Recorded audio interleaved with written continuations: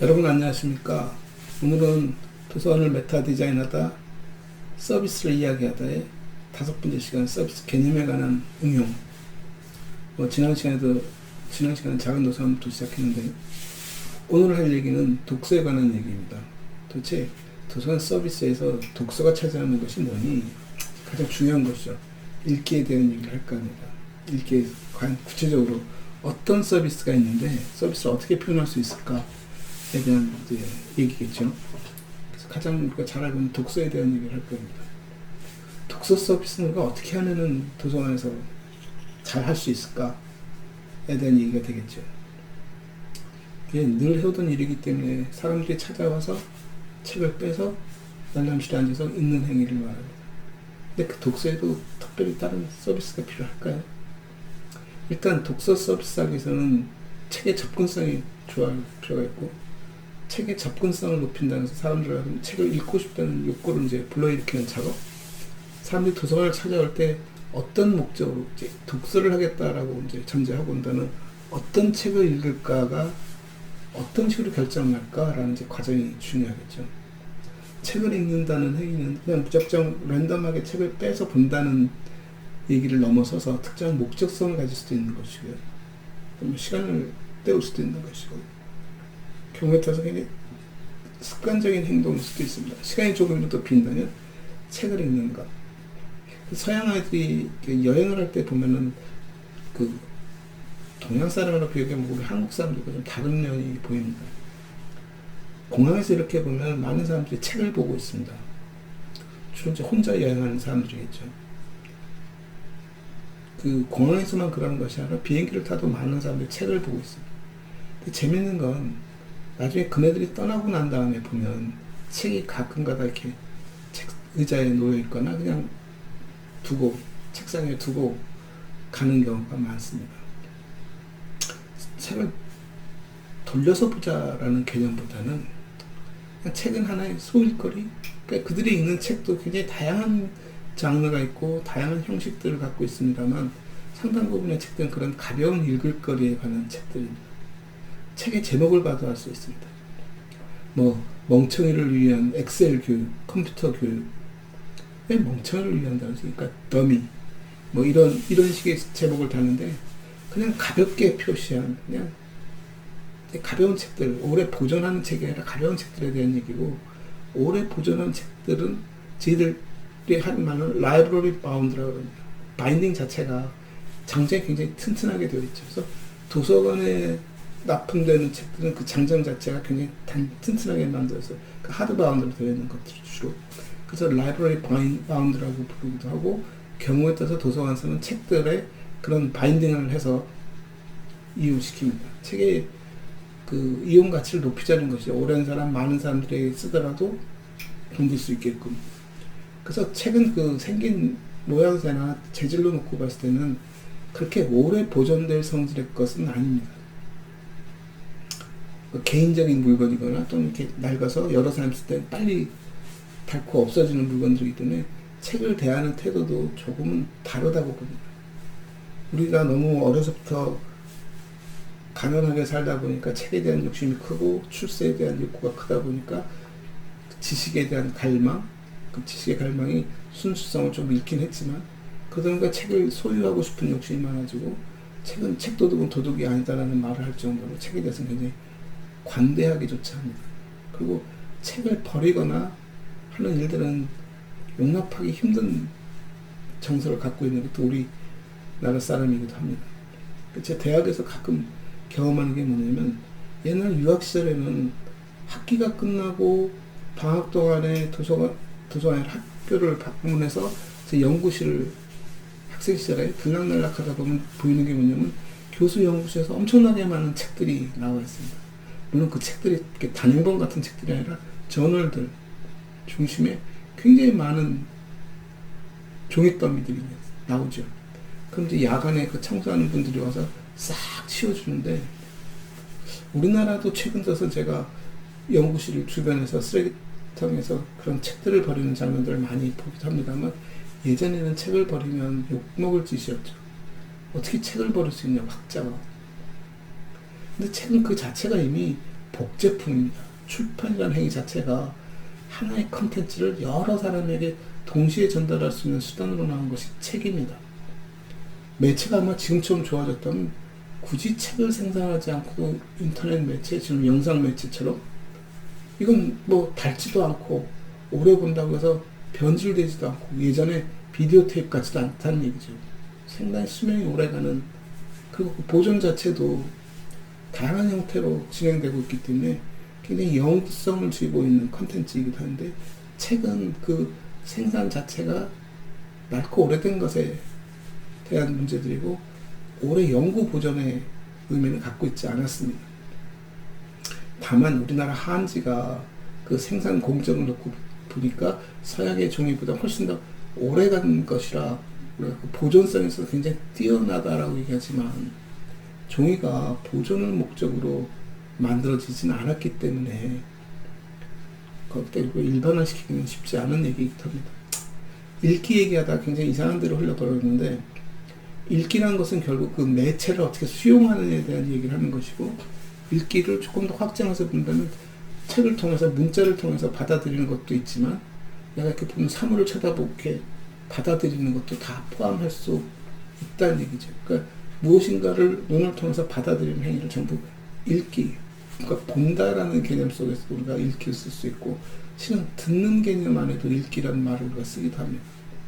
옛날 그 전쟁 영화를 보면은 무전을 통해서 무전기를 들고 말을 하는데, 상대편이 Do you read me? 하면 I copy 라고 말을 하는 경우가 있습니다. 분명히 read me라는 것은 읽었냐라는 얘기지만, 실은 행위는 말을 했고 저서서 듣는 행위를 하는데도 read me라고 합니다.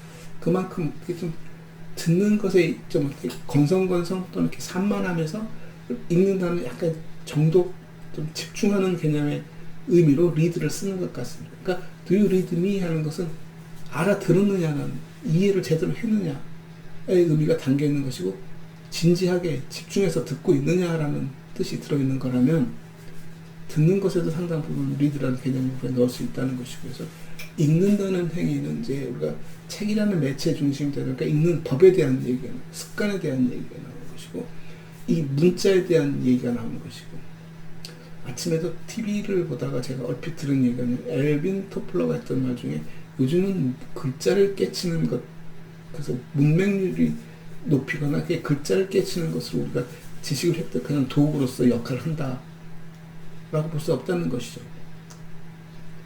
지금 필요한 것은, 우리에게 필요한 것은 그 이상의 기능들, 더 도구적 가치를 갖는 것들인데, 우리가 문자를 익히듯이 단지 익히는 개념이 아니라 그런 도구가 굉장히 다양해지다 보니까 그 도구를 익히기 위한 선행되는 동기부여가 되어야 비로소 내가 하고 싶어, 이걸 만들고 싶어 해야 그와 관련된 도구라든가 기능이라든가 기술들을 익힐 수 있다는 것이죠. 그러니까 미래의 문명이라는 것은 욕구가 없는 것을 얘기하는 거죠.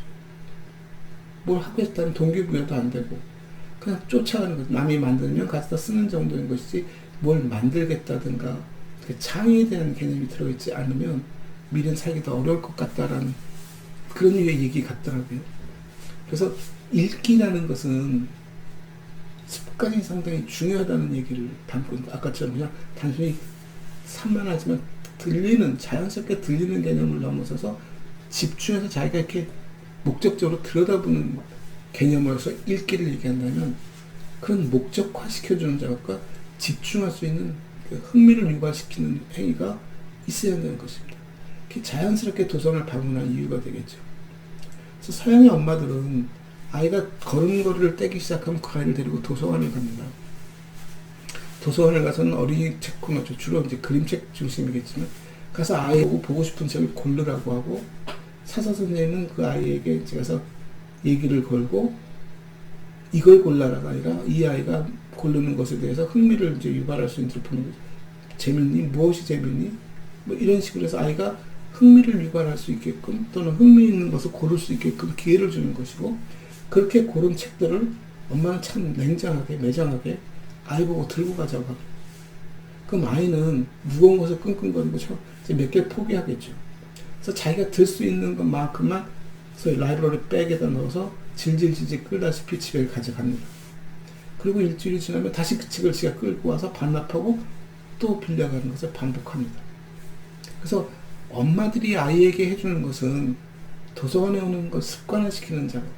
정기적으로 도서관을 방문하고 도서관을 방문하면 책을 읽고 돌아갈 때는 책을 빌려서 가고 읽은 책은 반납하고 하는 것들의 그 반복 작업을 습관화시켜주는 작업을 하는 것이고 그 과정에 어떤 식의 강요도 별로 하지 않습니다. 자기 스스로가 판단하고 고르게끔 하는 것이죠. 그래서 이것이 습관이 된 아이들은 자연스럽게 시간이 나거나 하면 도서관에 갑니다. 근데 우리네 친구들은 별 시간이 나도 책 읽는 습관을 갖는 게 많지 않죠. 뭐 요즘 독서 인구가 줄었다, 뭐 책 읽을 시간이 부족하다. 누구나 다 경험하는 거지만 시간이 부족한 것이 아니라 마음이 여유가 부족한 거죠. 시간은 다 조각내서 나올 수 있습니다. 단지 그 조각낸 시간 속에서 자기가 어떤 행동을 하느냐가 달라지는 건데 책을 읽는다는 것은 그만큼 시간을 쪼개고 시간에 집중할 수 있는 거리가 생긴 것이고 거리에 많은 내용들을 책이라는 매체 속에서 찾고 있다는 것이고 그때 읽는다는 행위가 굉장히 중요한 얘기를 하는 것이죠. 그럼 도서관에서는 어떻게 하면 그런 일을 할 수 있지? 읽기도 어떻게 보면 전염될 수 있는 성질들이기 때문에 그래서 지난 시간에 커뮤니티전에서 이제 독서 클럽들을 만드는 작업을 하는 것이고 독서 클럽들이 얼마만큼 활성화될 수 있느냐는 그 자율성에 달려있는 것이고 참여하는 사람들의 거기에 대한 호기심, 열정들이 포함되어야 하는데 이게 자칫 너무 목적화하다 보면 뭐 독후감을 쓰게끔 한다든가 요즘 뭐 독후감도 굉장히 다양한 형태를 나와서 독후 뭐 화도 있을 수 있고 토론도 할 수 있고 뭐 굉장히 다양한 형태로 표현하지만 중요한 것은 읽는 것의 집중성에 대한 얘기하는 것이고 컨텍스트, 맥락, 그 행간을 읽은 그 내용을 정확하게 파악해내느냐가 읽기의 기본이거든요. 그냥 단순히 건성건성 문자를 읽어드리는 것이 아니라 그것을 이해하고 그 수렴해내는 작업들이 담겨야 한다라고 놓고 본다면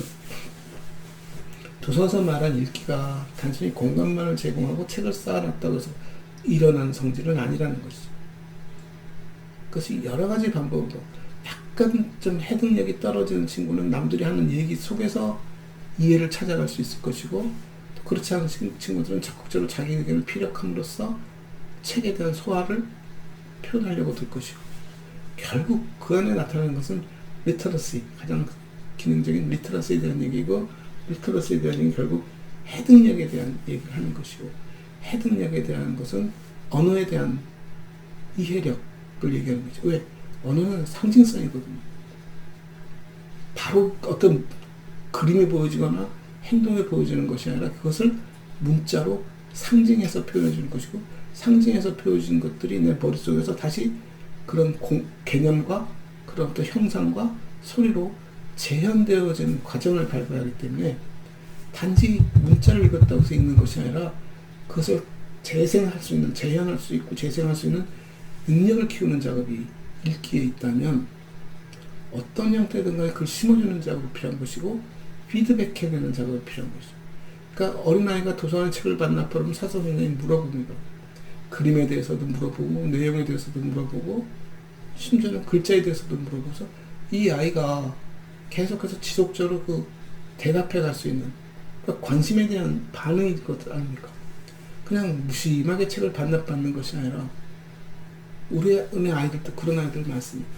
소위 독서 마라톤이라고 해서 책을 읽고 독후감을 올리면 몇 페이지를 읽었느냐 평가하는 그런 시스템에 아이들이 고학년 아이들이 저학년들이 읽을 만한 책을 읽습니다. 그리고는 몇 자 글 올리면 페이지 수가 늘어나는 거죠. 그러니까 힘 안 들이고 페이지 수 늘리는 데다 초점을 맞춥니다. 아니면 어떤 친구는 심한 경우는 도서관에 기록만 만듭니다. 책을 빌려가고 반납하고 빌려가고 반납하고. 그러니까 평가라는 것 자체가 평가가 그러니까 평가가 목적이 돼서는 안 된다는 거죠. 평가는 이 친구의 같은 그 어떤 성취력, 성취도를 이렇게 객관화시키고 그것을 판단하고 다음 작업을 진행할 수 있는 도구로서의 역할을 하는 것이지 이 평가로 이 친구의 행위를 결론 짓거나 그 행위에 대해서 뭐 공갈을 부여하는 그런 행위까지 갈 필요는 없다는 겁니다. 그래서 도서관에서 읽기는 자유로움 속에서 읽기를 유도하는 것이 기본이고, 그 다음에 읽은 것에 대해서 스스로 드러내게끔 해주는 작업이 필요하다는 것이죠. 그걸 이제 기계적으로 얘기하면 우리가 독후감을 쓰게끔 하는 말이지만, 그게 단순히 독후감을 쓰는 것이 아니라 서로 신뢰할 수 있는 집단끼리 얘기를 주고받는 작업이, 그 얘기를 주고받는 과정에서도 굳이 내가 나서지 않더라도 이렇게 성격에 따라서 다양하게 우리가 표현할 수 있으니까요.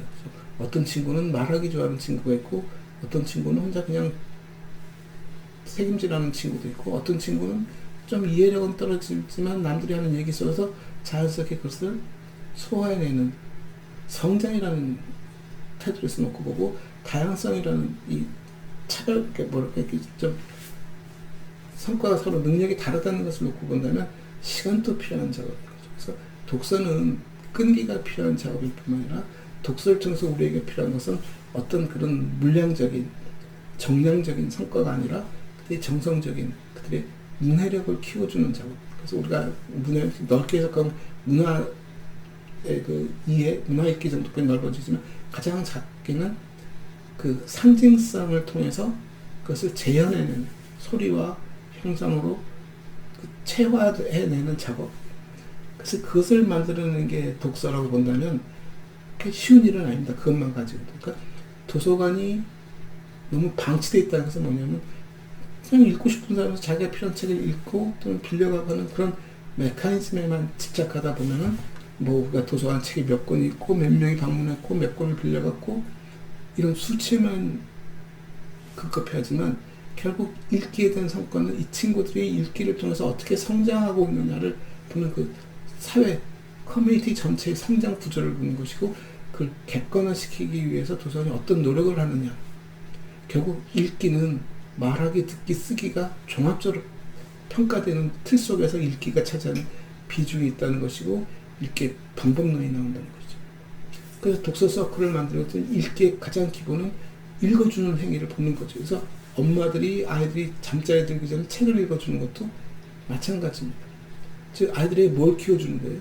상상력을 키워주는 것이고, 이런 언어로 전달되어진 것 속에서 이것을 형상화시키는, 자기 세상을 만들어가는 힘을 주는 것이고, 이것의 연장선상에서 스스로가 호기심을 발동해서 책을 찾아 읽으려는 노력들이 생기는 거거든요. 글자를 깨우치는 과정을 보면 알 수 있습니다. 아이들이 글자를 깨우치면 응용력이 생기고, 그 응용력 속에서 뭘 하냐면 궁금증을 해결할 수 있는 메커니즘, 방법을 하나 터득하는 것이고, 그 다음부터는 자기가 자유를 통해서 획득하려는 노력을 하는데, 여기 이제 부모들이 좀 잘못된 방법을 쓰죠. 그래서 아까 우리 서양 엄마들 얘기했지만, 동양의 엄마들은 아이들의 능력을 무시하고 도서관에서 수십 권 자기가 빌릴 수 있는 양의 책을 몽땅 빌려다가, 아이가 들고 갈 수 없을 정도의 책을 빌려다가 자기 책꽂이를 채워놓고 아이에게 강요합니다. 이걸 읽어야 한다. 그러니까 지금 또 아이들이 책을 읽는다 그러면 부모들은 무슨 책을 읽어야 하느냐라고 자꾸 따집니다. 물어보기도 하고 추천해달라는 거죠. 근데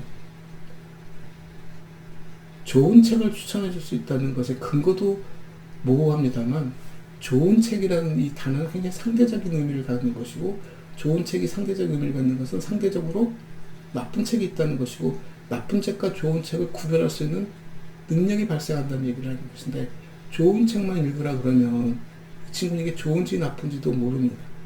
그리고 심한 경우에는 맹목적이 될 수도 있죠. 비판적이 될 수 없다는 겁니다.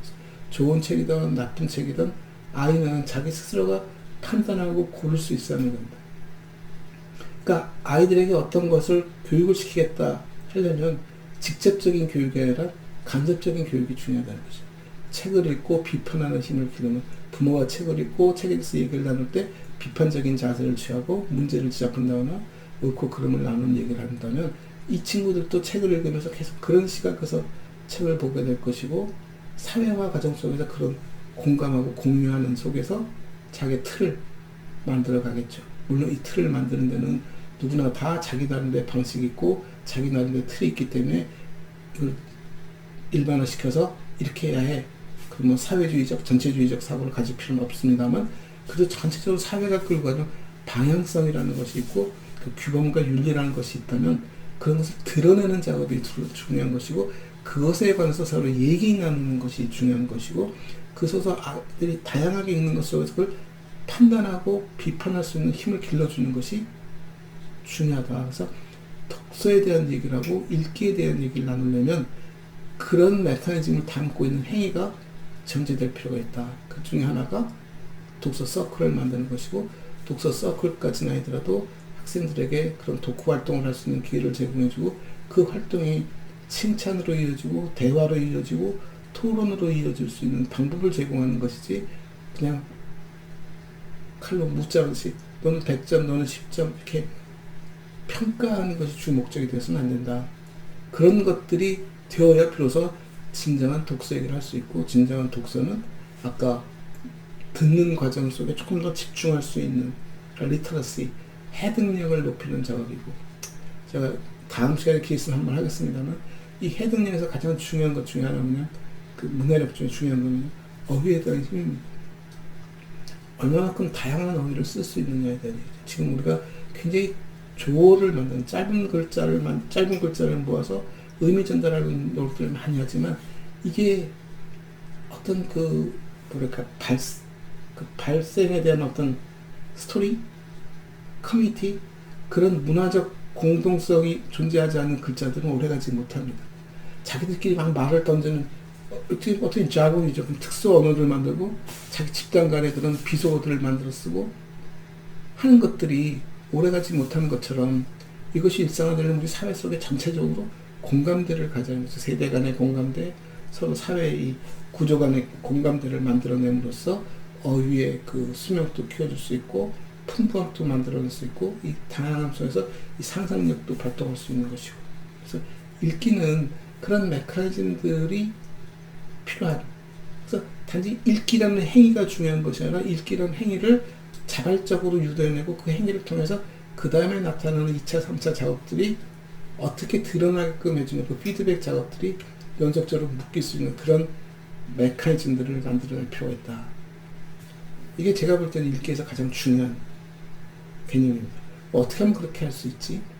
일단 우리가 1차적으로 커뮤니티를 만들어 놨기 때문에 이 커뮤니티들의 활동들을 소개하고 하는 작업들이 1차적으로 필요한 것이고 어떤 특정한 책들이 나타나면 책들에 대한 다양한 글들이 표현되어지겠죠. 비판들이. 물론 책도 읽기 전에 스포일러처럼 그런 글들이 공개되어지면 썩 좋은 일은 아니겠지만 리더스 다이제스트가 꼭 나쁘다는 뜻은 아닙니다. 그 책을 어떤 형태든 소화시키려는 작업들 그 속에서 좀 더 세분화시키고 좀 더 심화시키기 위해서 그 책을 읽어보는 것도 중요한 것이고 그래서 그 단계별로 접근할 수 있는 그래서 우리가 동화를 보면은 짧은 글이고 굉장히 간단한 논리, 간단한 문법으로 되어 있지만 그것이 점점 발전 복잡해지고 그 복잡한 속에서 서로 가치 기준을 만들어가고 하는 그런 작업들이 연장선상에서 그 나이와 자기 현재 처한 능력에 맞춘 책 읽기 작업들을 유도해내는 그런 프로그램 또는 그런 어떻게 스탠다드를 만드는 작업 그래서 그런 것들이 도서관에서 여러 가지 방법으로 진행될 필요가 있는 것이고 아이들에게 읽는 책들은 좋은 책, 나쁜 책의 개념이 아니라 그런 눈높이에 맞춘 책들을 읽고 읽은 책들을 좀 슈트업 시켜줄 수 있는 나이에 따라서 능력에 따라 조금씩 성장시켜 줄 수 있는 그런 방법들을 개발하는 게 더 필요하지 않겠나 라는 생각을 하면서 여전히 좀 관념적인 얘기입니다만 전체적으로 독서, 읽기에 대한 얘기를 마칠까 합니다. 감사합니다.